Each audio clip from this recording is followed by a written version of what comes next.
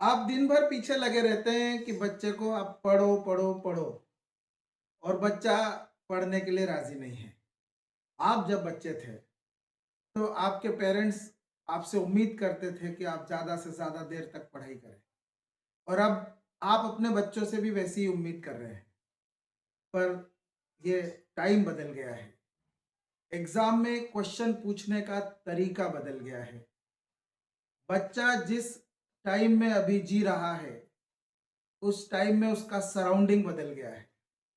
इस वजह से अब आप जब भी घर में आएँगे, तो आप ऐसा नहीं देख पाएँगे कि बच्चा पढ़ाई ही पढ़ाई कर रहा हो, घंटों तक पढ़ाई कर रहा हो, ऐसा बहुत कम बच्चे कर पा रहे हैं। तो क्या इस बात पर आपका नाराज़ होना जायज़ है? पहले जान लीजिए कि ऐसा हो क्यों रहा है। आज जो बच्चा है, उसे ये पता ही नहीं है कि पढ़ना क्यों है। जैसे मान लीजिए 10th क्लास में आपका बच्चा है और वो बच्चा 10th क्लास के हिस्ट्री के एक चैप्टर पे बात कर रहा है। चैप्टर है नेशनलिज्म इन इंडिया। वहां पर एक टॉपिक आता है जलियांवाला बाग इंसिडेंट। वो ये एग्जाम के लिए प्रिपेयर कर रहा है कि इससे उसको 3 मार्क्स मिलेंगे। पर असली तरीका यह है कि जब जलियांवाला बाग पढ़ाया जाए तो या तो बच्चे की आंखों में गुस्सा हो या आंसू। अभी उसकी आंखों में है मार्क्स। ऐसी पढ़ाई क्या आपको लगता है घर जाकर वो पढ़ेगा?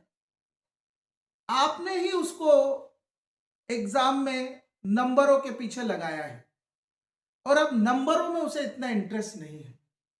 उसका इंटरेस्ट होना चाहिए टॉपिक्स में। जितना भी सिलेबस है, ज्यादातर सिलेबस डेली लाइफ से कहीं ना कहीं कनेक्टेड है, पर हमने बच्चे को मार्क्स के पीछे लगाकर उसको डेली लाइफ से डिस्कनेक्ट कर दिया है। उसकी पढ़ाई एक अलग चीज हो गई है, डेली लाइफ एक अलग चीज हो गई है। पर आप उसकी बुक्स खोलकर देखिए कभी, 9th की बुक्स, 10th की books, social science, chemistry, biology, physics, सब आपके आसपास है। बस आपके लिए एक काम जरूरी है कि बच्चा जो भी पढ़ाई करे वो मार्क्स के लिए नहीं करे, वो जानने के लिए करे, वो सीखने के लिए करे। ये जरूरी है कि जब बच्चे को सिविक्स यानी कि डेमोक्रेटिक पॉलिटिक्स पढ़ाई जाए तो उसे एक अच्छा सिटीजन बनाने के लिए पढ़ाई जाए, एक वाइस समझदार वोटर बनाने के लिए पढ़ाया जाए।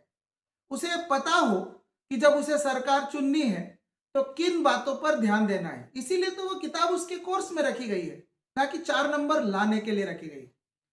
इकोनॉमिक्स की सिलेबस इस तरह से डिजाइन की गई है कि बच्चा अपनी भी इकोनॉमिक्स इंप्रूव कर पाए और देश की भी।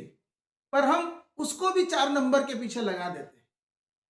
ये सारे सब्जेक्ट्स, उसकी बायोलॉजी पढ़ के देखिए, वो सब कुछ जिसकी गलत फहमियां हमको और आपको अभी भी हैं, वो सारी गलत फहमियां 10th क्लास की बायोलॉजी से दूर हो सकती है। पर बच्चा वो इसलिए नहीं पढ़ रहा है, उसको पता है उसे जेई करना है, इसलिए मैं बायो क्यों पढ़ूं। जिसको मेडिकल में जाना है वो मैथ्स क्यों पढ़े। जी, ये सब एंट्रेंस एग्जाम के लिए नहीं बनाया गया था, ये सब सीखने के लिए बनाया गया था ताकि आप ज्यादा अक्लमंद बन सके। तो अपने बच्चे को अक्लमंद बनाने की तरफ मोटिवेट करिए। मार्क्स, परसेंटेज, रैंक्स, टॉपर, इन सब झमेलों में से उसे निकालना बहुत जरूरी है। आज जो करियर है, 5 साल बाद उन सब में सेचुरेशन आ जाएगा। जब आपका बच्चा अपने लिए कोई प्रोफेशन चुनने निकलेगा, कोई बिजनेस करने निकलेगा, तब आज जिन जिन चीजों में आपको एक ब्राइट करियर दिखाई दे रहा है, वो सारी चीजों में सेचुरेशन आ चुका होगा। हर काम को करने वाले जरूरत से ज्यादा होंगे और आज आपको जो करियर नजर नहीं आ रहा है, कल ऐसे नए नए कई करियर नजर आएंगे। तो आपका बच्चा जो भी कर रहा है, बस उस पर नजर रखिए।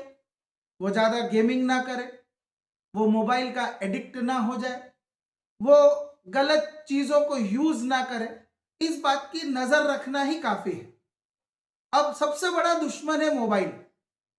हर पेरेंट्स को लगता है कि बच्चा दिन भर मोबाइल यूज करता है और दिन भर पेरेंट्स और बच्चे की एक ही बात पर बहस होती है। बच्चा चाहता है कि वो मोबाइल यूज करे, पेरेंट्स चाहते हैं कि मोबाइल से दूर हट जाए। आपको पता है, आप जब इस उम्र के थे तो आपके पेरेंट्स आपको टीवी देखने से रोकते थे और टीचर के सामने यही कंप्लेंट होती थी कि हमारा बच्चा दिन भर टीवी देखता है। अब आप अपने बच्चे को कहते हो क्या दिन भर मोबाइल चलाते हो, अच्छा है तुम टीवी देखो, टीवी देखने से ज्ञान बढ़ता है। सही कह रहा हूं ना मैं? थोड़ा और पीछे जाएं तो जब प्रिंट कल्चर नया नया आया था, ये भी 10th क्लास की हिस्ट्री में, जब प्रिंट की नई नई शुरुआत हुई थी, जब किताबें छपना शुरू हुई थी, उसके पहले हाथ से लिखी जाती थी, तो जब किताबें छपना शुरू हुई थी तो यूरोप के चर्च में लोगों से कहा गया कि अपने बच्चों को किताबों से बचाओ। द टेरर ऑफ रीडिंग, पढ़ाई को एक डेंजरस चीज माना गया और किताबें पढ़ने से अपने बच्चों को रोको, ऐसी सलाह दी जाने लगी। बाद में पता चला कि किताबें इतनी भी बुरी नहीं होती। चॉइस पे डिपेंड करता है कि आप किताबों में पढ़ क्या रहे हैं और उन चीजों को अडॉप्ट कैसे कर रहे हैं। तो पहले किताब पढ़ने से मना किया गया, अच्छी किताबें पढ़ने से भी मना किया गया, क्योंकि लोगों को लगता था किताब पढ़ने से बच्चे बिगड़ जाते। फिर किताबों को अलाउ किया गया और टीवी विलन बन गया। फिर टीवी को अलाउ किया गया और आज मोबाइल विलन है।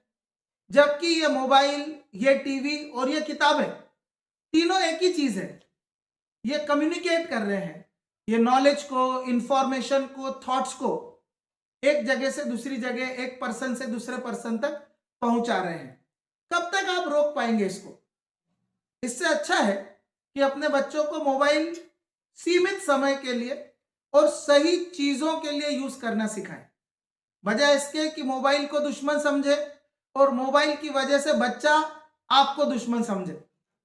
अपने बच्चों से इमोशनल डिस्टेंस क्रिएट मत कीजिए, उन्हें समझिए, उनके दौर में क्या हो रहा है, उनके मन में क्या चल रहा है, इसे जानने की कोशिश करिए। और आखिरी और सबसे इंपॉर्टेंट बात, आपको कैसा बच्चा चाहिए? एक सक्सेसफुल बच्चा चाहिए या एक हैप्पी बच्चा चाहिए?